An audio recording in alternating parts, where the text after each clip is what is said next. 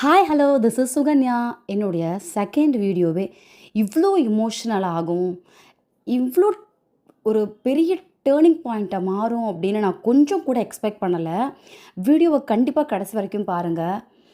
Because உங்களுடைய support plus strength மட்டும்தான் இப்போ நான் இந்த வீடியோவில் நான் பேசிகிட்டு இருக்கேன், நான் நம்புகிறேன்.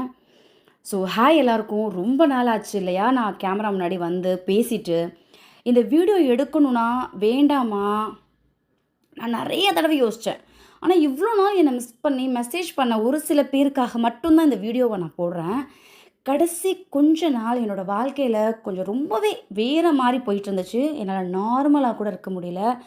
எப்போவுமே நான் வீடியோ போடணும், ரீல்ஸ் எடுக்கணும், எடிட் பண்ணணும், உங்ககிட்ட பேசணும் அப்படின்னு தான் நான் கண்டினியூஸாக இருந்துக்கிட்டு இருந்தேன். ஆனால் சில நேரம் வாழ்க்கை நம்மளை ஒரு இடத்துல நிறுத்திடும்ல. ஸோ அதுதான் இப்போ என் லைஃப்லேயும் நடந்துச்சு.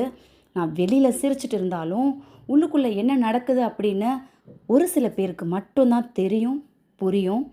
காலையில் எழுந்ததும் ஹாஸ்பிட்டல், அதுக்கப்புறம் வீடு, திரும்ப கவலை, அதுக்குள்ளே மனசில் 1000 தாட்ஸ் ஓடிக்கிட்டே இருந்துச்சு. பிகாஸ் என்னோடய ஹஸ்பண்டுக்கு ரொம்ப சிவியராக இமோஷ்னலி டிப்ரெஷன் ஆகி, ஃபினான்ஷியலி டிப்ரெஷன் ஆகி, அவராகவே இல்லாமல் நான் என்ன பண்ண போகிறேன், அவரை எப்படி காப்பாற்ற போகிறேன்ற சுச்சுவேஷனில் தான் கடந்த 10 நாட்களாக நான் வந்து ரன் பண்ணிக்கிட்டு இருந்தேன். இப்போ தான் அவங்க ஹாஸ்பிட்டல்லேருந்து டிஸ்சார்ஜ் ஆகிட்டு வந்திருக்காங்க. ஸோ தட் நான் கேமராவை ஆன் பண்ணி உங்ககிட்ட கண்டிப்பாக நான் பேசி என்னுடைய விஷயங்கள் எல்லாத்தையும் உங்கள்கிட்ட ஷேர் பண்ணணும்னு நினச்சிட்டு தான் நான் பேசிகிட்ருக்கேன்.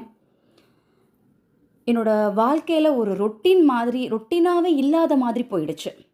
நேர்மையாக சொல்லணுன்னா நிறைய தடவை ஃபோன் எடுக்கவே எனக்கு மனசு வரலை. கேமராவை ஓப்பன் பண்ணுறது கூட எனக்கு முடியல. ஆனால் அந்த நேரத்தில் தான் எனக்கு ஒரு விஷயம் புரிஞ்சிச்சு. நம்ம லைஃப்பில் எல்லாமே பெர்மனெண்ட்டு கிடையாது. நல்ல நாளும் வரும், கஷ்டமும் வரும், துக்கமும் வரும். இது எல்லாத்தையுமே நம்ம கடந்து தான் போய் ஆகணுன்ற ஒரு விஷயத்தை நான் புரிஞ்சுக்கிட்டேன். ஆனால் எவ்வளோ கஷ்டம் வந்தாலும் நம்ம கம்ப்ளீட்லி உடஞ்சி போகக்கூடாதுன்றதில் நான் ரொம்பவே ஸ்ட்ராங்காக இருந்தேன். என்னால் முடிஞ்ச அளவுக்கு ஸ்ட்ராங்காக இருக்கிறதுக்கு நான் ட்ரைவும் பண்ணேன். ஹாஸ்பிட்டலில் உட்காந்துருந்தப்போ நிறைய நேரங்கள் இருக்குது. கோவிலுக்கு போயிட்டு அமைதியாக கண்ணீர் விட்டு அழுத நேரமும் இருக்குது. சாப்பிடாம தூங்காமல் இருந்த நாளும் இருக்குது. ஆனால் அதே நேரத்தில் ஒரு சில பேர் கொடுக்குற அன்பு, எங்கே இருக்கீங்க, வீடியோ போடுங்க, நீங்கள் ஓகேவா இல்லையா, அந்த ஒரு மெசேஜ் கூட எனக்கு ரொம்ப ஸ்ட்ரென்த் எனக்கு கொடுத்துச்சு. உண்மையாக சொல்கிறேன், சோஷியல் மீடியாவில் இருக்கிற ஒரு சில நம்பர்ஸ் மட்டும் முக்கியம் கிடையாது. நம்ம ஜென்யூனாக நினைக்கிற மனசு தான் ரொம்ப முக்கியம். இப்போ கொஞ்சம் கொஞ்சமாக 0.5 எல்லாமே நார்மல் ஆகணுன்ட்டு நான் ப்ரே பண்ணிக்கிட்டு இருக்கேன். எல்லாமே நீங்களும் நார்மல் ஆகணும்னு எனக்காக ப்ரே பண்ணுவீங்கன்னு நானும் நம்புகிறேன். இந்த நேரத்தில் எனக்கு பிக்கஸ்ட் சப்போர்ட் என்னென்னா கடவுள் மேலே இருக்கிற நம்பிக்கை.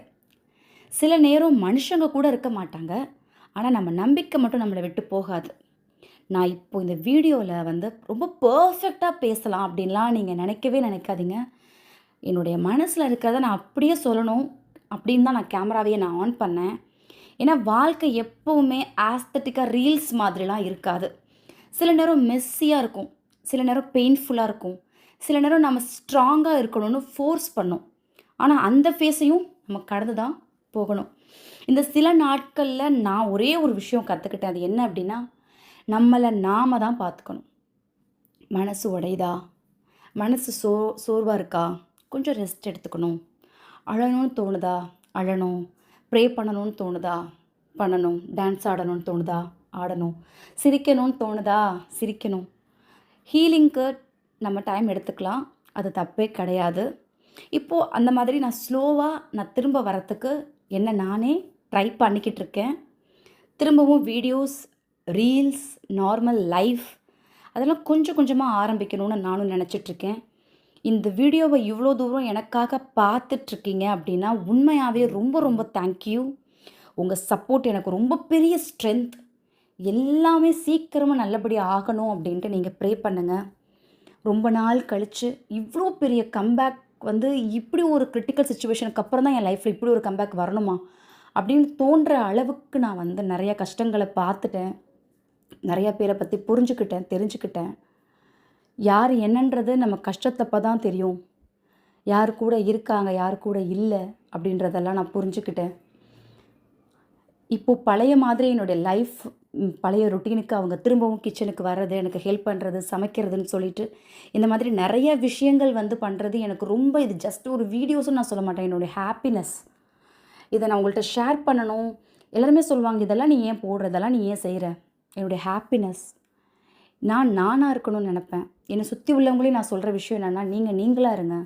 யாருக்காகவும் நீங்கள் உங்களை மாற்றிக்காதீங்கன்ற விஷயத்த தான் நான் சொல்லுவேன். ஸோ அதை தான் நான் இப்போவும் நான் பண்ணிக்கிட்டு இருக்கேன். ஸோ எல்லாமே சீக்கிரமாக சரியாகணும்னு நீங்கள் எனக்காக ப்ரே பண்ணிக்கோங்க. நான் திரும்ப ஸ்ட்ராங்காக கம்பேக் பண்ணுறேன். ஏன்னா நம்ம ஒரு நாள் நான் ஹாஸ்பிட்டலில் கார்டரில் உட்காந்துருந்தப்போ எல்லாமே பிஸியாக போயிட்டுருந்தாங்க. ஆனால் என்னோடய மனசு மட்டும் ரொம்ப ஹெவியாக இருந்தது. அது வந்து எப்படி சொல்லணும் அப்படின்னு தெரியல. அந்த அளவுக்கு ரொம்ப மனசு ஹெவியாக இருந்துச்சு. சில காயத்துக்கு வந்து மருந்து போடலாம், சில காயத்துக்கு காலம்தான் மருந்து போடும் இல்லையா? ஸோ இதை நான் சொல்கிறது ஒரு டயலாக் மாதிரியோ கிரிஞ்சா எப்படி வேணாலும் நீங்கள் எடுத்துக்கலாம். ஆக்சுவலாக ஒரு வரியும் நம்ம சொல்லும்போது அது வந்து நம்ம அனுபவிக்கிறவங்களுக்கு தான் அதோடைய பெயின் தெரியும். வெளியிலேருந்து கேட்குறவங்களுக்கு சீனு, கதை விடுறா, கிரிஞ்சு பண்ணுறா, அந்த மாதிரிலாம் சொல்லுவாங்க. அதுக்கும் நான் சொல்கிறேன், don't worry about that. Don't bother about anyone. Be yours, be yourself. அழாதுற மாதிரி நடிக்கிறதுக்கும் ஒரு லிமிட் இருக்குல்ல. நான் அமைதியாக இருக்கிறதுக்கு காரணம் ஆட்டிடியூட் இல்லை, மனசு ரொம்ப நொந்து போயிடுச்சு. அதுதான் ரீசன். எனிவே நீங்கள் எல்லோரும் திரும்ப எனக்கு சப்போர்ட் பண்ணுவீங்க. என்னை கமெண்ட் பண்ணி, ஃபாலோவர்ஸ் எல்லாமே சப்ஸ்கிரைப் பண்ணி, எனக்கு நல்ல நல்ல கமெண்ட்ஸ் எல்லாம் போட்டு என்னை நீங்கள் ஸ்ட்ரென்தன் பண்ணுவீங்க நான் நம்புகிறேன். Thank you, thank you, thank you so much. Love you all. பார்த்துக்கோங்க, நான் சீக்கிரமாக திரும்பவும் ரெகுலராக நான் வீடியோஸ் போடுவேன், கண்டிப்பாக போடுவேன். தேங்க்யூ, பாய்.